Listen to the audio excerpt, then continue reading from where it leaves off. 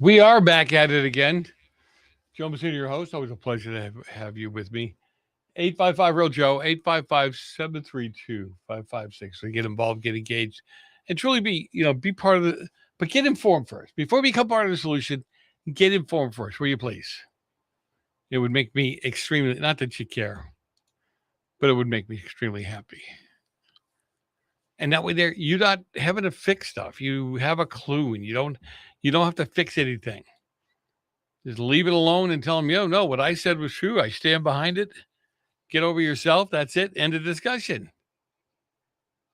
Anyway, so let's get to the stories. And there's quite a few of them. There's still many I need to get to. I'm not going to, but I'm going to try like heck. And I really do love the chat that you guys, what you're saying and hopping in and giving me a different perspective on it. Well, I shouldn't say just a different perspective. There's other things that you're doing to helping me out too, helping me understand, if you would. And the stories. I mean, never ending today. Look, McConnell found unconscious. I mean, I don't know. Did you hear that the other day? I heard rumors of it, but that was it. You would think here's a senator that's been around forever. We would have heard more. Now, gay comedian Tim Dillon, he roasted the corporate virtue signaling for Pride Month, right? He said, when did my bank come out as gay? When did that happen? I must have missed something here. Which I thought was funny, actually. And some of them are coming forward and they're really asking questions like that. Are you being honest? Or are you just doing this because you want the notoriety? Right? You want people to know what you're thinking and what you're saying. So now that gay comedian I said about, his name is Ted Dillon.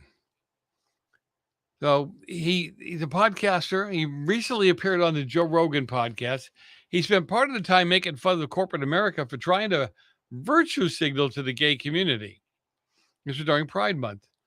Now, Dillon is gay himself, and yet also kind of conservative on certain issues. It makes him a very interesting character, right? You may recall that he interviewed J.D. Vance before the 2024 election. So he talks about, in a recent clip, he talks about how Gen Z sees the world. And then he kind of takes a turn into talking about Pride Month and kind of weird things about Pride Month. I remember you write a letter to him, not me. I don't want to hear about it. Dillon says, why do the Padres have to wear gay uniforms? That doesn't make any sense to me. He said, well, as a gay person, I never said why I need the Padres to be gay. Why is Citibank gay? Why is Chase gay? Why does this help anyone that a corporate is trans? Right? Why is Chobani yogurt trans? What's the point? What does it do? Does it get people health care? I mean, this guy's making all the points that I can't make because I'm like, hey, I can make them, but you won't listen. It makes some people happy. Dillon says it makes some people happy that I worry about because they just don't understand. And it makes more people even more angry. And he's right. Why do you get so much attention in Pride Month? Why do our vets only get a day? Right? He was joking. He said, look, he said, that's why gay marriage has lost 11 points in support. More people are annoyed. When did my bank come out as gay? Right? He said, I was just fine before they colored everything up.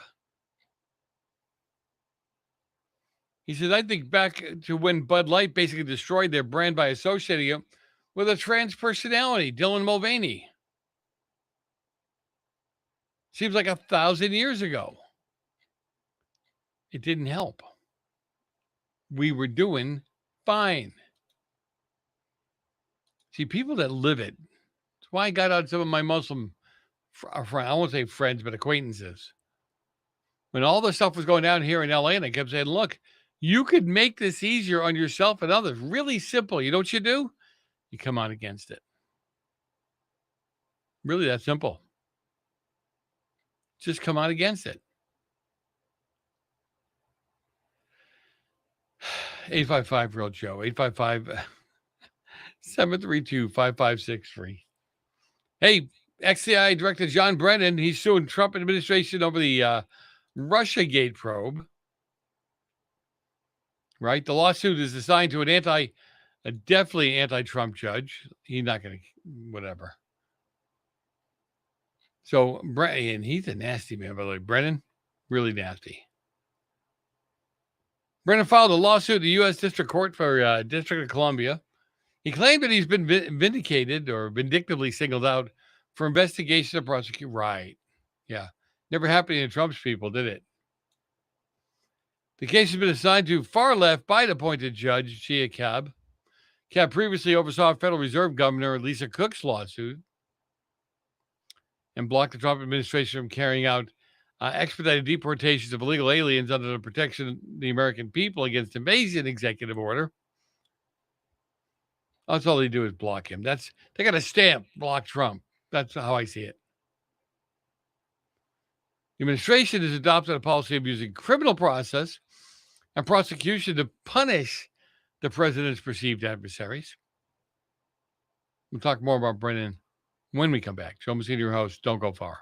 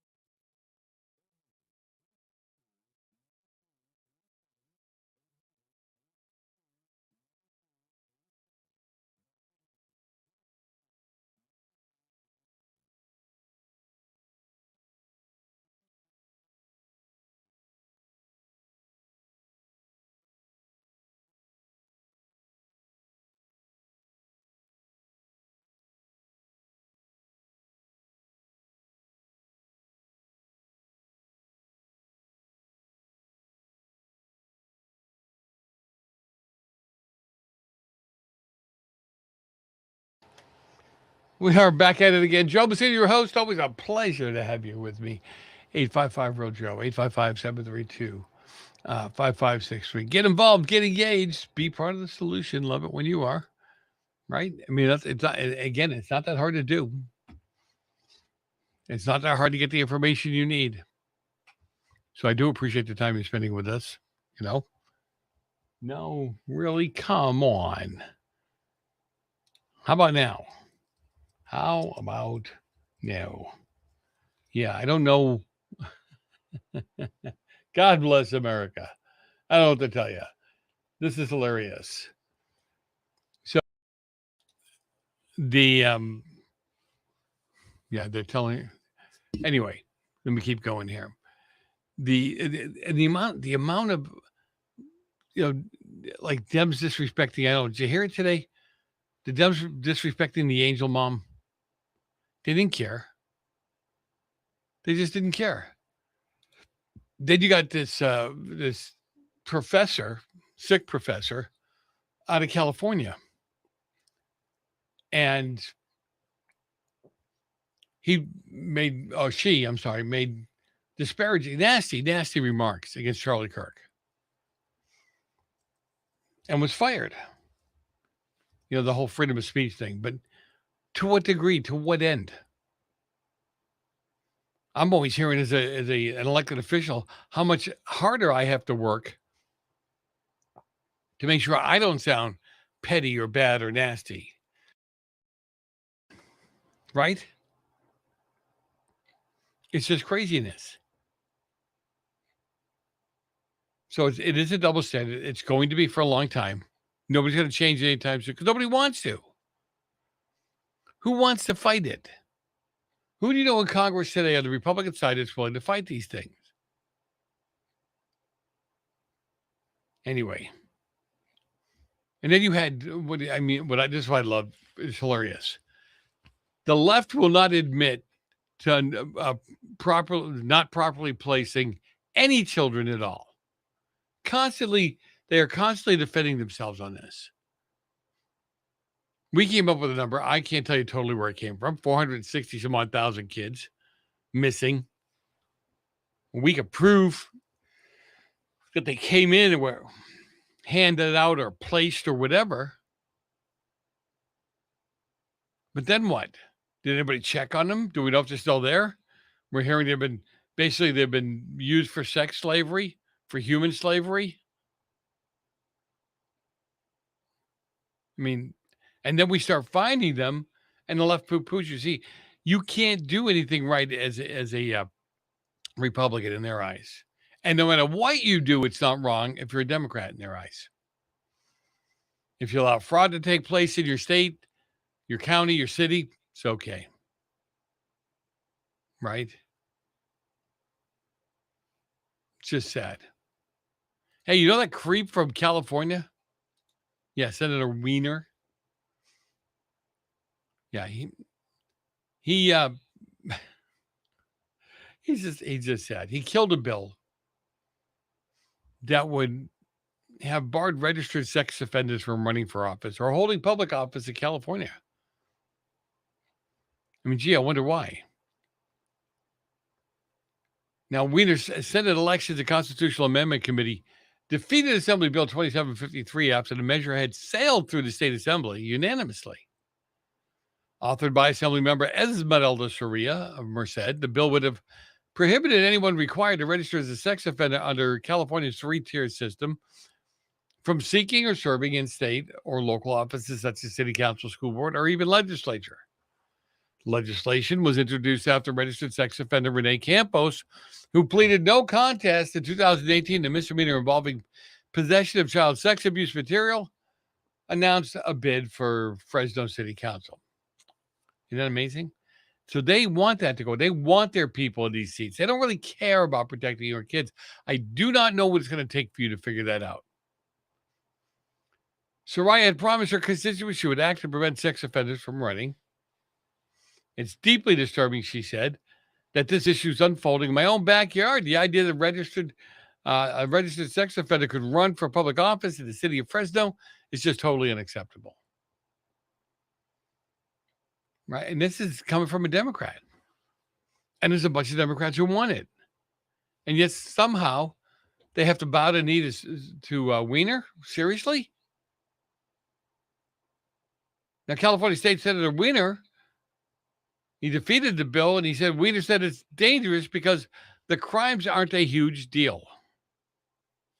And that some people, well, they just have flaws. Yeah, let that sink in. No, really, let it sink in. I mean, he's got more of these whacked bills out there. And I mean whacked bills. I don't know how they let him get away with it. Their own party. Oh, I know why. I'm sorry. They don't care about your kids. That's why. In 2020, he authored a bill, SB 145, often referred to as the Pedophile Protection Bill. It was signed by Governor Gavin Newsom, two pedophiles. I don't know if Newsom is or isn't, but he might as well be with the way he signs these bills away. It gave judges discretion to move certain sex offenders from the registry for sexual acts between 14 to 17-year-olds and adults. However, the adult can't be any more than 10 years older than the child. Yeah, you heard me, child. Can you imagine a 14-year-old and a 24-year-old having sex? Because she or he could consent to it, I'm sure, no problem. Earlier in 2017, Weiner authorized SB 239, which reduced penalties for knowingly exposing others to HIV from felony misdemeanor. In 2017, 10 years ago, if you were spreading a disease without telling your partner that you even had it, that was okay. I'm telling you, some of these bills he must have came up with, he said, hey, let's see if we can get this one through. In June, or in the June 2nd top two Democrat primary, he finished the first roughly 40% of the vote. He now advances to the November general election against San Francisco Supervisor Connie Chan. We'll just see how that plays out. They don't care in California. They want you free, easy, and a Democrat. They don't care about anything else. Right? I don't want you just to agree with me. I want you to pay attention. I want you to see what's going on around you. Joe Messina, your host. Don't go far. A lot more coming up after the break.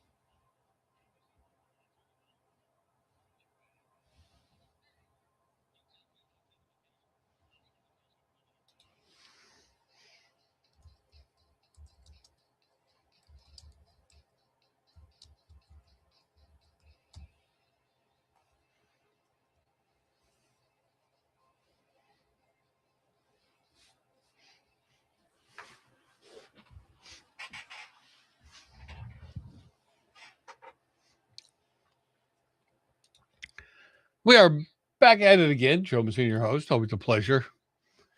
855 Real Joe, 855 732 5563. Get involved, get engaged, be part of the solution. Love it when you are. Seriously, it's like drinking water from a fire hose. I know I say that, and it's something that people use a lot, but it really is right now with the SCOTUS rulings and what the Dems are doing and the communists are doing in this country. It's like you can't even, if you stop for a second, take a breath, you lose. You're done for. Like I said, makes no sense. All right. Let's just hit some of these crazy stories. I mean, former CIA Director John Brennan, I hope he gets his stuff handed to him. What these guys did, they didn't do it to Trump. Everybody keeps saying, look what they did to Donald Trump. No, they did it to the country. They did not do it to Donald Trump. And let's get that straight so we're all on the same page and we all know that truly that's what it's about. They want control of the country. All right.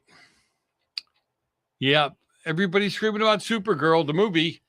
It's fallen hard at the box office. Currently a track to lose about $100 million. It seems like Hollywood will never learn. No, they don't care. It's not their money. It's investors' money. And a lot of those investors are hard lefties. So millions of Americans are already tired of the never-ending stream of superhero movies that studios have been turning out year after year. But when you pump wokeism into them, they really take a nosedive, right? Even liberal entertainment outlets are admitting that Supergirl is a dude. I'm sorry, is a dud. I should have gone to the next screen. In Supergirl, a melodramatic cover of Jimmy Eat World's The Middle scores a climatic battle sequence with the song's lyrics meant to offer encouragement to the plucky heroine, telling her not to write herself off yet. The initial box office results for Supergirl would suggest that the audiences are, in fact, writing off the film. And they're continuing to reject lesser-known comic book protagonists, the Warner Brothers and DC Studios adaptation, which centers on Superman's cousin, Kara Zor-El, misfires with $337.1 million in North America and $62 million globally. So its opening weekend was a flop. Monday's final tally was below Sunday's estimate of $38 million. and 68 million worldwide after launching below expectations. The big budget film is shaping up to be a money loser for the studio. Trying to reboot DC. You can't reboot DC Universal with woke movies. Just won't happen. Not good. Supergirl's projected to stall at a lifetime gross of 100 million domestically and 200 million to 210 million globally. If the movie reaches those metrics, everybody will be astonished. A source familiar with the financials of Supergirl believes that the losses will be closer to 80 million or 85 million for that matter, assuming that the worldwide ticket sales reach at least 200 million. Good luck with that. Warner Brothers faces an even higher, a larger write-down should Supergirl fail to hit 200 million bucks by the time the film leaves the big screen. Just amazing, right? This follows The Bride, which flatlined at 23 million worldwide against a $90 million budget. God, how do you lose money like that and still hang out? I'm so curious. So the funny thing about this is, think about where they're going with this. One of the main arguments or concerns is Supergirl was tracking, and because it created some concern, the lead actress mocks Christian dad.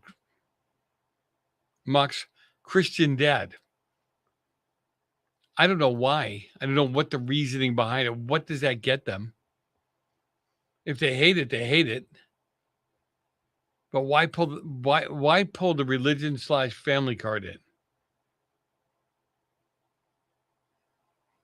Now, Millie, is her name Alcock? Millie Alcock. She sparked a backlash for mocking Christian dads. The DC superhero movie, which comes out or came out in June 26th, took a nosedive right away. I mean, I don't get why these actors and actresses, they just think they're so smart. They're so perfect. You can't really say anything to them. Now, to break even, Supergirl needs to make about 425 million worldwide. Far less than Box Office Theory's 350 million global estimation. By comparison, Gunn Superman starring David Corenswet opened to 125 domestically in July 2025 and ended the theater run with 618 million. So they made money. Now, the directors of Supergirl, they're all saying the problem is misogyny. The problem is those conservative, misogynistic white folks. They're just amazing, isn't it? Can't be because the movie sucks. Has to be everybody else's fault. Has to be. 5 days after Supergirl releases, Minions and Monsters arrived in theaters. And they quickly took over Supergirl. The releases are the problem. Anyway, Supergirl star Alcock, she's 26, and Clark Kent's superpowered cousin. I mean, you look at these, and how many remakes can you have of Superman, Supergirl, Spider-Man? I guess they're doing well. Well, Spider-Man and Superman are doing well, right? At least last I checked. And these movies, they really, look at Maverick, Top Gun. They were teed off that did so well, right? It was teed off because they held up patriotism so well. They held up the American military so well that they made it look like that they were so cool and so on top of things. You got to love it. At least I think it's hilarious, frankly. What else we got? Come on, give me something. Give me something to stick my teeth in. Mitch, like I told you earlier, Mitch McConnell. How long do you think before he's gone? And I don't mean dead. I don't wish that on him. But how long before he's actually giving up the seat and moving on. These people will hold on to these seats till they actually bleed to death, die, stop breathing in the chair, which is so wrong, so crazy. And they don't seem to care. It doesn't seem to bother them because why? They want the power. That's what it boils down to. Melania Trump made a rare statement. She doesn't usually speak on issues that come in front of the court or anybody else for that matter. In a rare public statement, First Lady Melania Trump praised SCOTUS for ruling to protect women in sports. Now, again, as the First Lady, Mrs. Trump's humanitarian efforts have centered on children's well-being, particularly through her Be Best initiative, which promotes children's social, emotional, and physical health, and on teach them about online safety. As part of the Be Best, her flagship cause is fostering future, emphasizing support for children in or aging out of the foster care system. But in a rare public statement, Mrs. Trump weighed in on one of Tuesday's U.S. Supreme Court decisions. Now, she praised the decision to allow states to ban transgender biological males from girls' sports in a massive win for women. The court ruled in a 6-3 opinion that West Virginia and Idaho's laws banning biological males from girls' sports did not violate the Constitution's Equal Protection Clause. So she's excited about it. I am too, honestly. Again, scientifically, men and women are different. Their strengths are different. Their muscle makeup is different. Their bone structure is different. Just because you feel like it doesn't mean you are it. Really that simple. Anyhow, unreal. Joe Massini, I can't stand this. You guys got to stop sending me stuff. At least for a while. I'm backed up here. Joe Massini, your host. Don't go far. A lot more coming up after the break.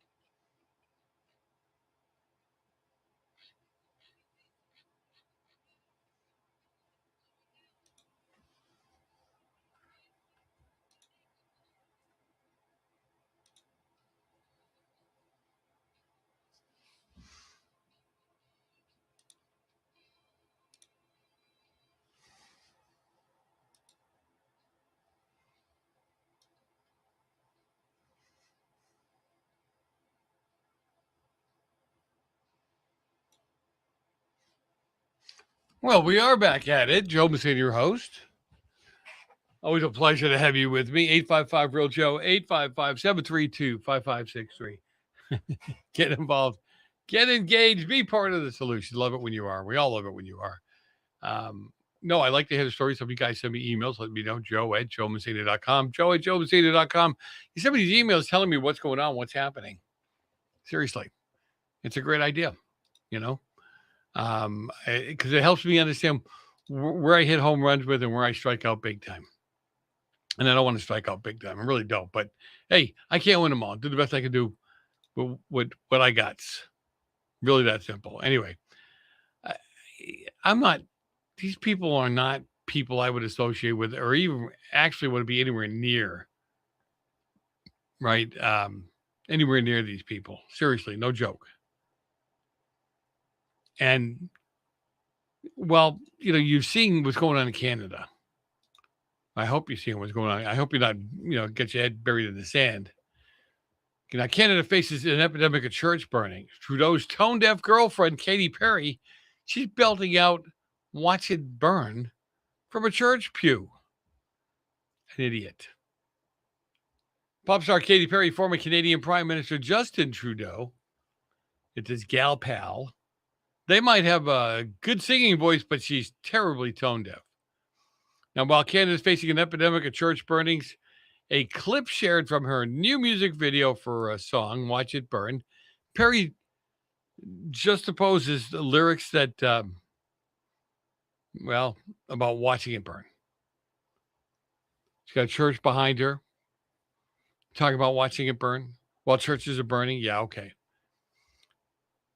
Perry released the single on June 25th, and a clip making the round shows Perry sitting in a church pew while singing the chorus, "Tonight's the Night."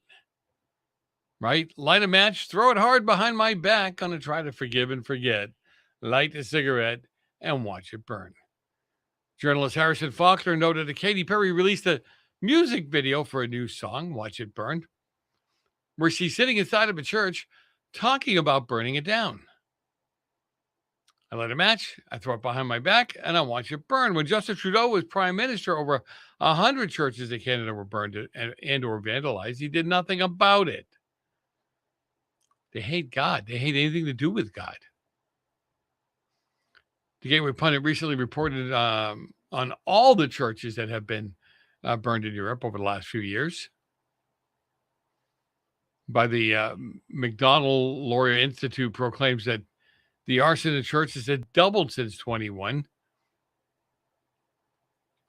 So, and look at all the churches that have burned in Europe over the last few years. They're not burning mosques. Do you see it? Give me the list of the mosques that have been burned. Show me where Christians have gone and burnt down mosques. I'm not suggesting they're all burned down by Muslims, but they have at least said that they have. Data from Ecclesiastical Insurance, the popular insurance of Christian buildings in Europe, stated that from 2020 to 2024, 200 churches were burned. How exciting is that, huh? Anybody been caught, put in jail?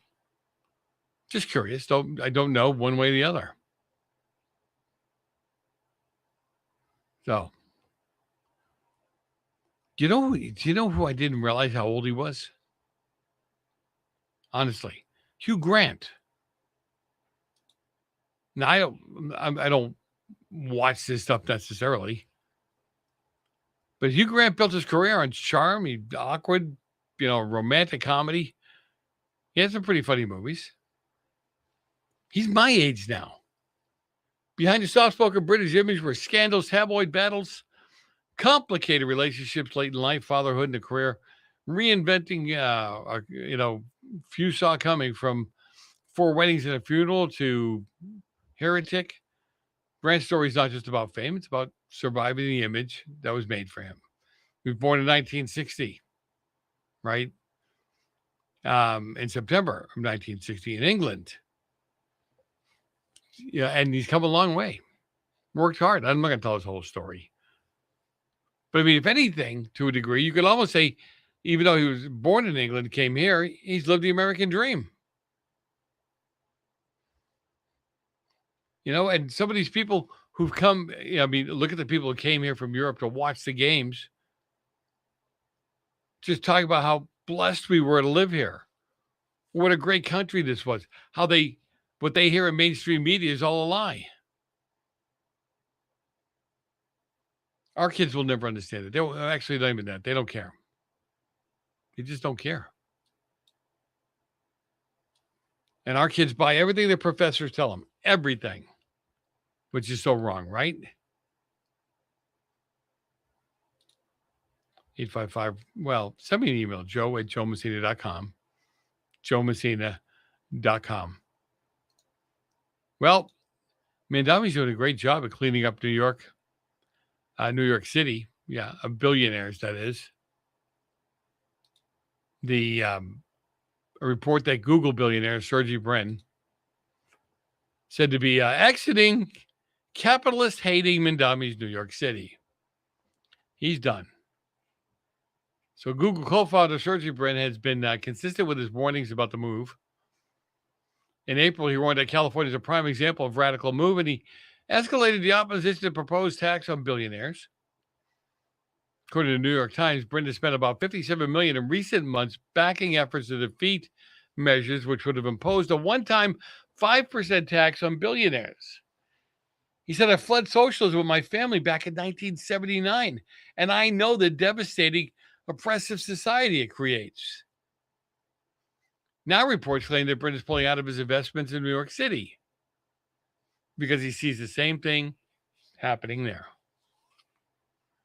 According to the New York Post, Brin is reportedly among many New York City landlords who would rather dump their real estate for pennies on the dollar rather than be subject to that kind of socialism. One concern for investors is the rent freezes he pushes and archive. The freeze impacts rents for rent-stabilized apartments via Rent Guideline Board. Really that simple. The freeze applies to 1 and 2 year leases, right? They provide leave for tenants amid high cost of living. I mean, they are taxing you to a point where you can't live there. There's no way. At least I don't see a way, unless you know a different way to do it. Now, Amphitheater LLC, an investment for an affiliate with Brin last year, sold shares in a New York real estate fund that holds nearly 5,900 units back to its manager, A&E Real Estate. That's according to the documents filed in December, early reported by Bloomberg. It's unclear how much Brin invested with A&E, which Mandami called out earlier this year, or how much the group paid to buy it back through the gross value of this. The guy's just blowing money left and right. They're trying to get out of there. They want nothing to do with that place. Right? I think. They understand New York is a doom loop. In large part, the 2019 Albany rent lows, they took a nosedive. Yeah, okay, whatever. But the handcuff, look what they're doing now. You got owners now that say, hey, we're going to have to lay people off. They're freezing our ability to raise rent. They're raising our taxes, or they're raising our dollars on services. So the city's working class, it's going to get worse. New York is going to get a heck of a lot worse because they won't listen to anybody. Mayor Mandami, he was not going to listen to anybody about what to do and how to do. Not going to do it. Right? So 855 Real Joe, 855-732-5563. Jews of old are seeing what's happening in New York and around the country, and they're getting nervous. Dershowitz, Alan Dershowitz, very, very smart man, well known. The Democrats are coming close to what socialists said in 1932 Germany and Stalin's Russia. The party's already been blown up.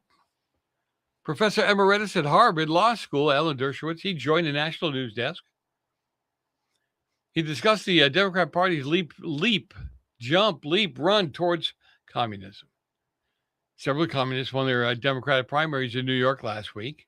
Dr. Dershowitz compared the present day Democrat Party to the early socialist in Stalin's Russia. And he didn't hold back either. He said, I think the Democrat Party today, with its domination by the Democrat Socialists of America, are coming to a very close what socialists were saying in 1932. He said, I think we are moving one of our parties towards an extreme. He said, I think the Democrats have an obligation to tell the Democrat Socialists of America, you're a different party. Go form a new party, form a third party.